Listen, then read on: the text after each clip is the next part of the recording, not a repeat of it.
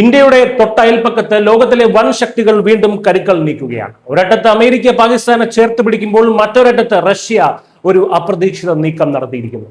അഫ്ഗാനിസ്ഥാനിലെ കാബൂൾ ഭരണകൂടവുമായി റഷ്യ ഒപ്പുവെച്ച പുതിയ സൈനിക സാങ്കേതിക കരാർ ദക്ഷിണേഷ്യൻ രാഷ്ട്രീയത്തെ ആകെ ഇളക്കി മറിക്കുകയാണ്. ഇതിൽ ഏറ്റവും വലിയ തമാശ എന്താണെന്നോ, അമേരിക്കയും റഷ്യയും തങ്ങളുടെ സ്വാധീനം ഉറപ്പിക്കാൻ മത്സരിക്കുന്ന ഈ നാടകീയ നീക്കങ്ങളിലൂടെ ആത്യന്തികമായി ഏറ്റവും വലിയ നേട്ടം ഉണ്ടാക്കാൻ പോകുന്നത് നമ്മുടെ സ്വന്തം ഭാരതം തന്നെയാണ്. കാര്യങ്ങൾ വളരെ ലളിതമാണ്.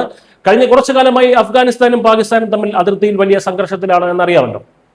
ഫെബ്രുവരിയിൽ പാകിസ്ഥാൻ അഫ്ഗാൻ നഗരങ്ങളിൽ വ്യോമാക്രമണം നടത്തിയപ്പോൾ തികച്ചും അവസരവാദപരമായി അമേരിക്ക പാകിസ്ഥാനെ പിന്തുണച്ചു. പാകിസ്ഥാന് സ്വയം പ്രതിരോധിക്കാൻ അവകാശമുണ്ട് എന്നായിരുന്നു അമേരിക്കയുടെ നിലപാട്. ട്രംപ് ഭരണകൂടത്തിന് കീഴിലെ അമേരിക്കയുടെ ഈ ഒരു ചായ്വ് കണ്ടതോടെ അഫ്ഗാൻ ഭരണകൂടം നേരെ റഷ്യയുടെ അടുത്തേക്ക് തിരിഞ്ഞു.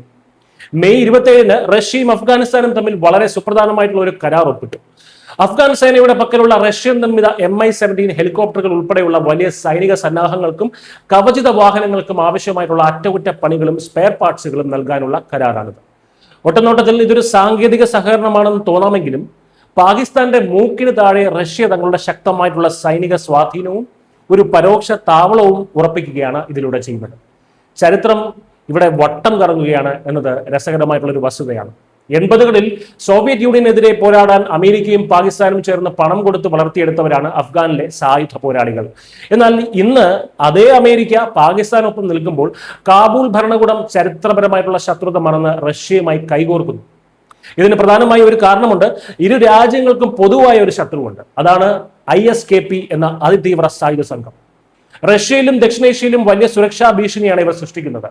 ഈ സായുധ സംഘങ്ങളെ വേരോടെ പിഴുതെറിയാൻ റഷ്യക്ക് അഫ്ഗാൻ സർക്കാരിന്റെ സഹായം അത്യാവശ്യമാണ്.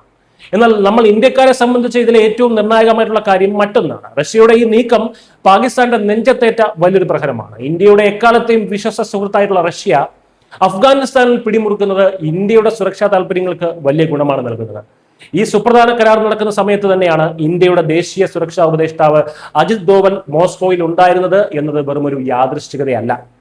ഇന്ത്യയുടെ കൃത്യമായിട്ടുള്ള അറിവോടും തന്ത്രപരമായിട്ടുള്ള പിന്തുണയോടും കൂടിയാണ് റഷ്യ ഈ നീക്കം നടത്തിയതെന്ന് വേണം കരുതാൻ. ഇതിലൂടെ ഇന്ത്യ ലക്ഷ്യമിടുന്നത് വളരെ വ്യക്തമാണ്. കിഴക്കൻ അതിർത്തിയിൽ ഇന്ത്യയുടെ ശക്തമായിട്ടുള്ള കാവലും പടിഞ്ഞാറ് റഷ്യൻ പിന്തുണയോടെ കരുത്താർജിക്കുന്ന കാബൂളുമാകുമ്പോൾ പാകിസ്ഥാന് രണ്ട് ഭാഗത്തു നിന്നും ശ്വാസം മുട്ടും.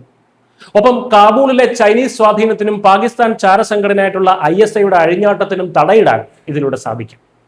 അമേരിക്കയെ പൂർണ്ണമായും വിശ്വസിക്കാൻ കഴിയില്ലെന്ന് ഒരിക്കൽ കൂടി തെളിയിക്കപ്പെട്ട സാഹചര്യത്തിൽ റഷ്യയുമായിട്ടുള്ള ഇന്ത്യയുടെ ചരിത്രപരമായിട്ടുള്ള ബന്ധം ഈ മേഖലയിൽ ഒരു ഗെയിം ചേഞ്ചർ ആവുകയാണ്. ചുരുക്കത്തിൽ അഫ്ഗാനിസ്ഥാനെ ഒരു കരുവാക്കി അമേരിക്ക പാകിസ്ഥാനെ വീണ്ടും തങ്ങളുടെ വരുതിയിലാക്കാൻ ശ്രമിച്ചപ്പോൾ റഷ്യ അഫ്ഗാനിസ്ഥാനെ തന്നെ കൂടെ നിർത്തി അമേരിക്കയ്ക്കും പാകിസ്ഥാനും 8ന്റെ പണി കൊടുത്തിരിക്കുകയാണ് എന്ന് തന്നെ പറയാം.